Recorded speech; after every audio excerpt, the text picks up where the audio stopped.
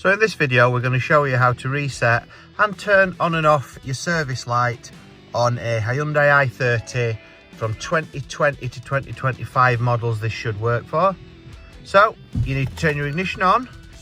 While you're doing this you have to have your handbrake on as well. If you don't have your handbrake on, it won't allow you in the menu.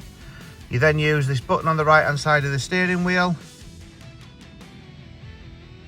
until you get to the menu. I think it's 3 presses. Then you scroll down to service interval and then you press the silver button that you're scrolling with, and you can see service interval is turned on. So you can switch the interval on and off. You can also adjust your interval. So on this one it's set correctly to 10,000 miles, 10,000 miles and 12 months.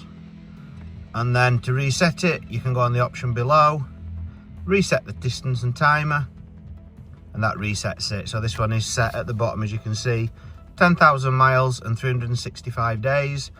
That is as easy as it is on a Hyundai i30 to reset your service light. Hope this video helped. If it did, drop us a like, drop us a comment and subscribe. Thank you.